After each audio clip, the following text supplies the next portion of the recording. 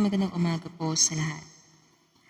Matagal na po akong silent listener sa iba't ibang channel dito sa YouTube.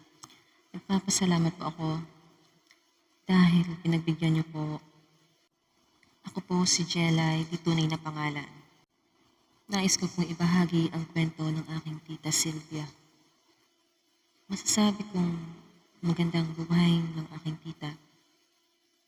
May malaking bahay po ito, matinong asawa at anak. Noon, akala ko may suplada si Tita Sylvia dahil ayon sa mga naririnig ko tungkol dito. Sabi pa, may masamang ugali daw po ito. Lalo na pag ayaw niya sa'yo. Hindi rin daw ito basta-basta nakikipag-usap kung kani-kanino. Panganay si Tita Sylvia. Kaya nung sinabi ng ina ko, bunso naman si daw mamusukan sa bahay nanay. Indulong isip daw si Tita Sylvia. Basta sundin ko lang daw ang mga sinasabi nito at tiyak na magkakasundo kami. Kaya natuloy ako sa pamamasukan sa tanahanan ng pamilya ni Tita Sylvia. Malaya ko naman nagagawa ang mga trabaho ko doon. Nakakausap ko din naman sila ng matino. Parang normal na pamilya lang din. Mababait sila. Kaya naging komportable naman ako sa pagtira ko doon. Isa lang naman ang ayaw ni tita. Huwag daw akong masyadong matanong sa ibang bagay. At kung ano daw ang nahahalata ko, huwag na daw ako masyadong magtanong. Nung una ay napaisip ako sa sinabi niyang yun. Kasi parang pangkaraniwang pamilya lang din naman sila. Masaya ang araw.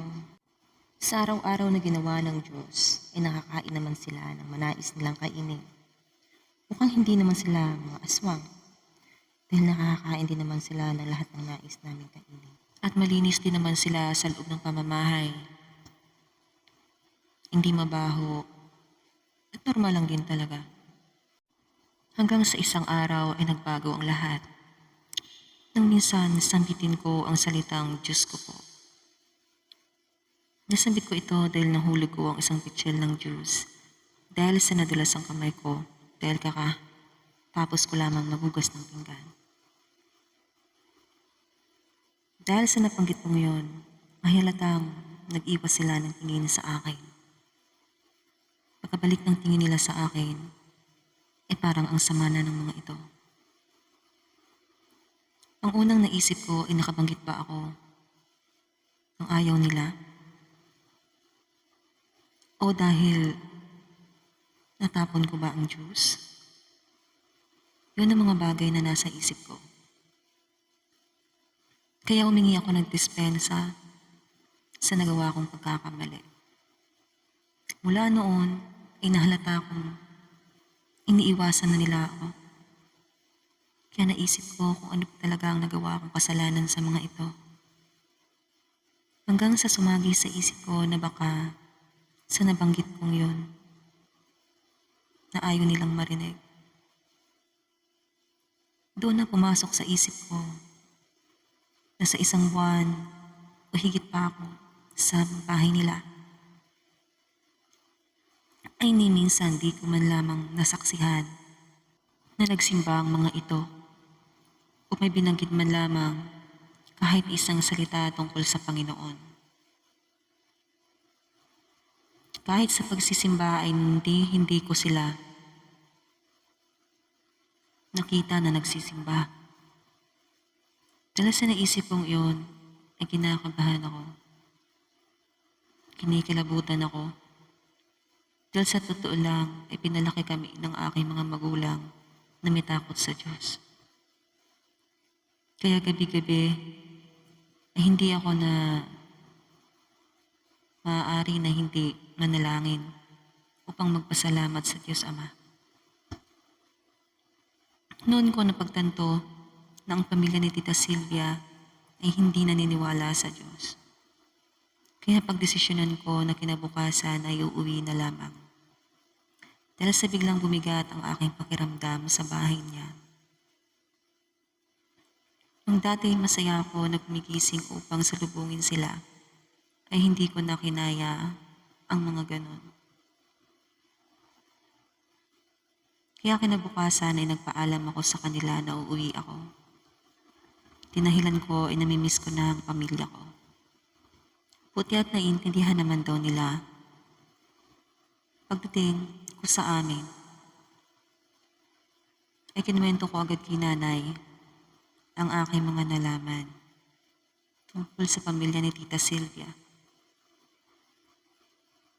Kaya wala rin nagawa si nanay kundi ikwento sa akin ang nangyari noon kay Tita Sylvia. Noon daw, ikakasal na daw sana ito sa ibig nitong lalaki. Ngunit umatras ang lalaki dahil sa di malamang dahilan. At yung lalaki ay nagtago. Alam nila na labis na nasaktan ng kapatid nito dahil sa nangyari. Ngunit imbis tumaya ng ibang magkakapatid, ay parang ito pa ang sinisisi nito sa nangyari sa kanya. Tanging si nanay na lamang daw nakakaintindi sa sitwasyon ni tita. Ngunit isang araw ay nagpaalam daw ito na mag-a-abroad. Magpupunta dito sa Thailand. Hindi alam ni nanay kung saan parte doon. Para daw magtrabaho. At yun, doon nagsimula ay nawalan na rin ng komunikasyon. Sila nanay kay Tita Sylvia. Noon daw kasi, sulat kamay lamang ang iyong komunikasyon. Tapos ilang linggo, ilang buwan pa bago dumating yung sulat na yun. Ilang buwan ang nakalipas, ay wala nang balita si nanay kay Tita Sylvia. Wala naman daw noon si nanay na nasa mabuting kalagayan ng kapatid nito. Dahil nga kilala niya ito na matapang at marunong namang makisama sa mga tao.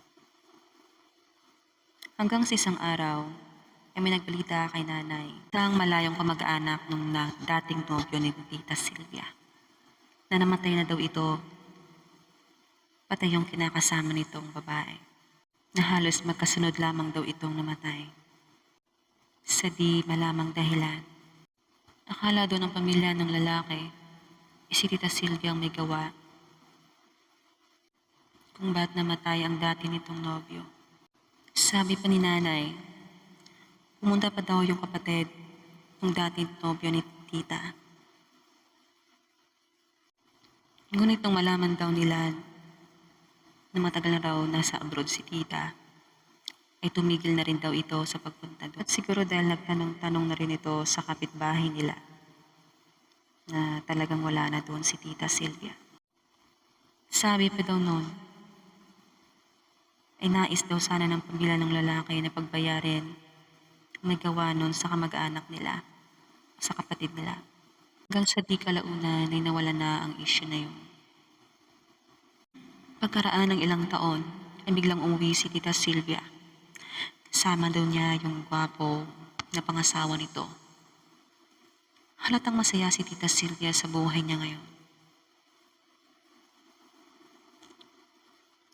Hanggang sa naging seryoso na ang naging usapin nila ni nanay.